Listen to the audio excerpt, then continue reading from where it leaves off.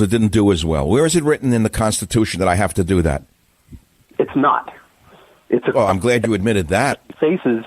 So therefore, it's un-American to steal from me. Therefore, it's un-American to steal from me to give it to some bum who lives in a cardboard box because he's a junkie. Well, I didn't make the junkie live in the cardboard box. I didn't force the guy to stick the needle in his arm. Of course not. Well, so why should I take care of him? How much more money do I have to give him? And moreover, when I was a poor white man with a PhD and I was denied university jobs because of my race, my birthright was stolen from me to make sure that unqualified minorities took the positions that I was supposed to have. How about that? Who's going to compensate me for my losses? My 20 years of walking on hot coals and crawling over glass to get where I am. I think that the society owes me money. By the way, I don't owe the society another dime, but I'm glad we can agree on certain things and disagree on others. I think that's what makes for the greatness of America, which is talk radio and the ability to discuss things. If they raise another dime in taxes in California, people like me are going to leave this state. More of us will leave than ever. We will move out of here. And you'll say, good, go. You're wrong. Who will be left? Tell me who will be left. But I'm puzzled by certain things. How is it? I really don't understand this. How is it that these movie stars who make $20, $30 million a movie, how do they live in California?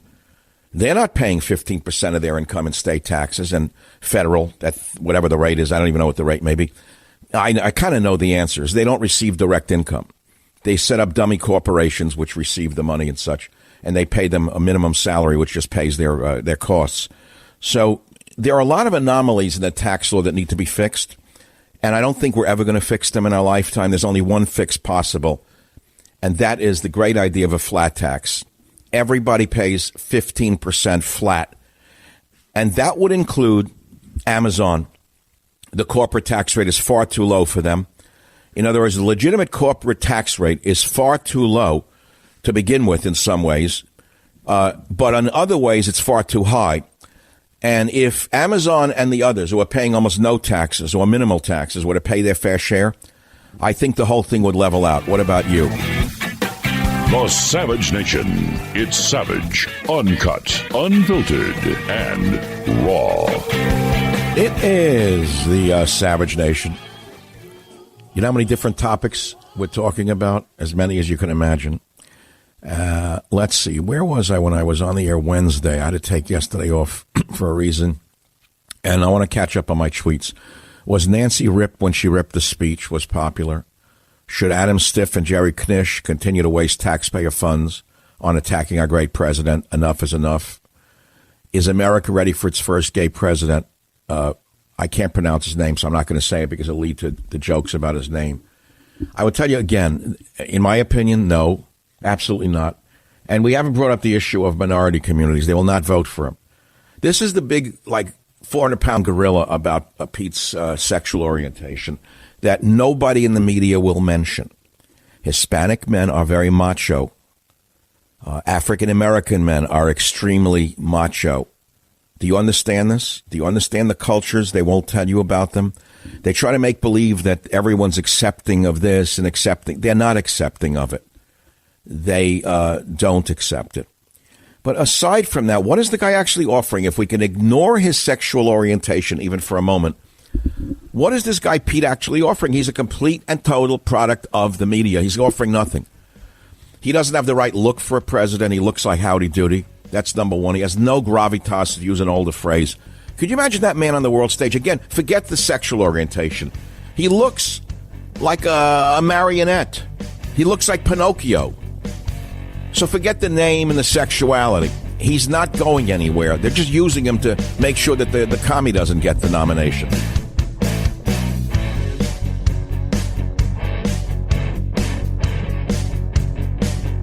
The Westwood One Podcast Network. Fans of the spoken word, welcome. This is a podcast. Greetings, pod recipients. You are entering the Savage Nation. Read the book. See the movie. Warning, the Savage Nation contains adult language, adult content, psychological nudity. Listener discretion is advised. And now, the world's most exciting podcast, The Savage Nation, home of borders, language, culture. And here he is, New York Times best-selling author and National Radio Hall of Fame inductee, Michael Savage. It is hour number 2 of the Savage Nation. We're talking about climate change, social change, radio change, and the change in your pocket right here on the Savage Nation. Yeah, Mike, you have a way with words. You ought to consider a career in talk radio, they used to say to me. I said, come on.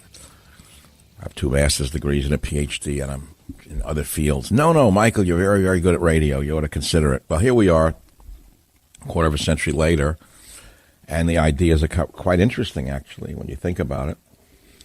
And now we're facing a big election again to save America one way or the other. Both sides are saying it again. Every election, it seems to me, both sides say the future of America, blah, blah, blah.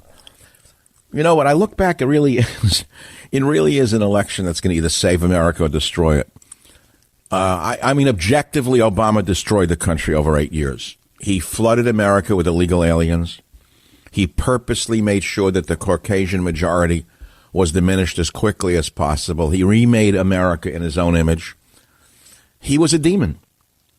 Trump comes along as an alternative to what Obama had done to this country. I had a lot to do with Trump getting elected. I won't go into it again and again and again, because I truly believe that the country would disintegrate, disappear, become a third world mess unless we had a strong leader who could fix the country.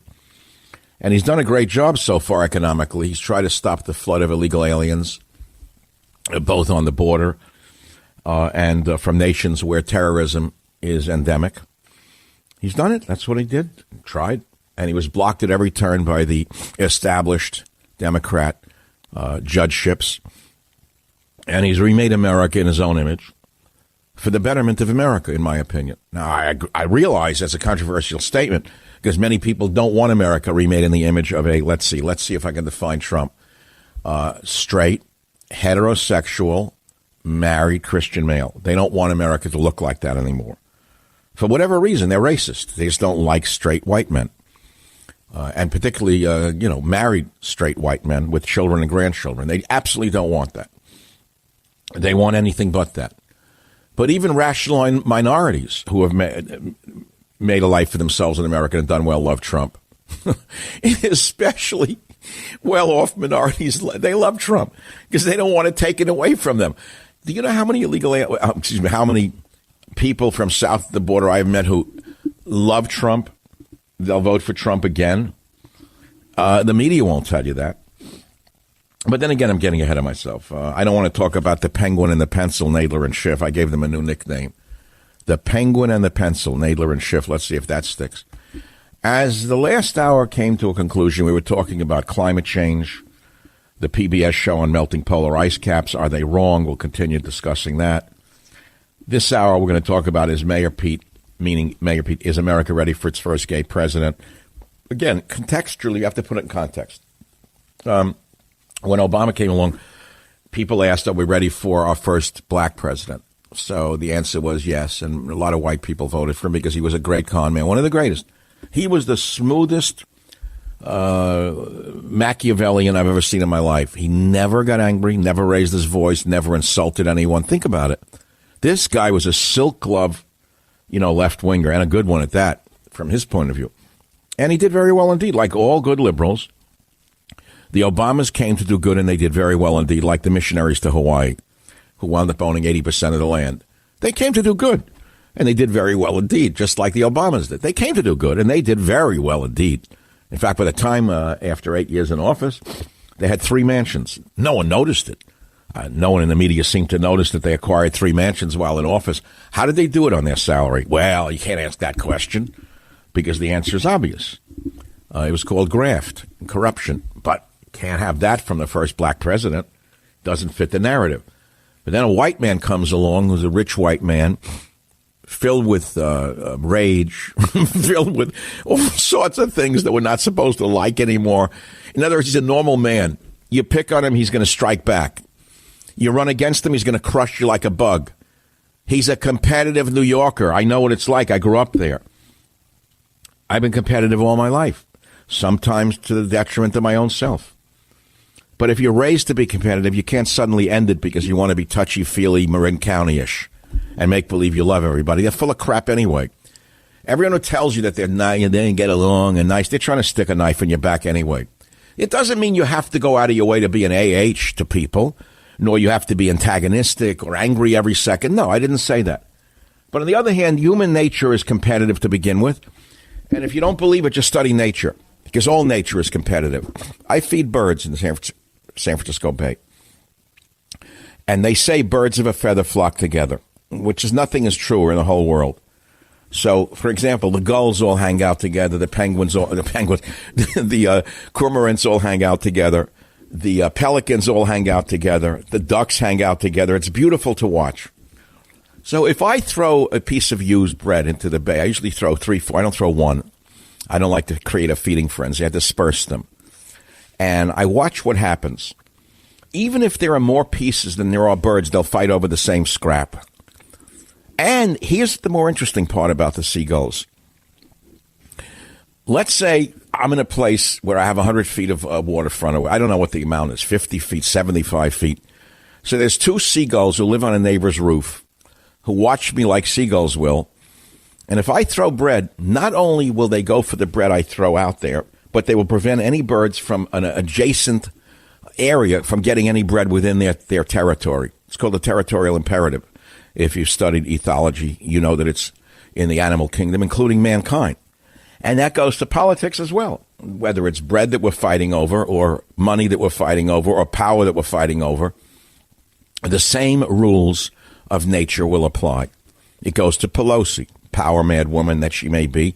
She is just basically exhibiting the same territorial imperative. In her case, she's blown it. And she's no longer a good fighter for that cause of the left, because she looks like she's crazy altogether and she's not stable. A guy like Obama would do it a different way. He wouldn't look like a lunatic. He wouldn't rip up a speech, because all it does is drive away people who are afraid of a disorder. One thing about voters, I don't care whether they're left or right, undecided, they don't like disorder. They like order. And there's a good reason for it, because a society cannot function in chaos. A society can only function if there's order, an orderly transition. And so you go to the impeachment. That was a disorderly attempt at a transition. And the people knew it. They knew something was wrong. That a cretin like Nadler, nothing but a night school lawyer, a ticket fixer from Brooklyn, could try to take down an election like this. Or crazy Pelosi. It's one thing to try to regain power in a legitimate fashion. It's another thing to do it in a crazy fashion. So all they're doing is making sure Trump gets reelected again. So that brings us to the next thing, the clown show that tonight, another debate no one's going to watch. Anderson Cooper, a great genius, Anderson Cooper, because he wears a skinny suit well and has clear glasses to make him look intelligent. The guy's a putz.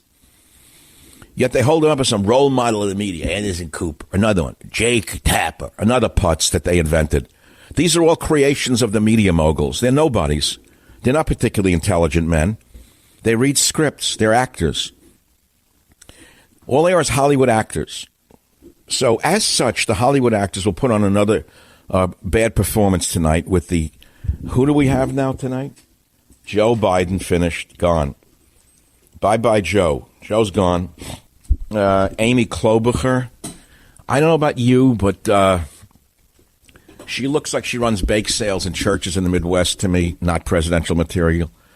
Tom Steyer, a mean, horrible human being, a horrible miaskite, going nowhere.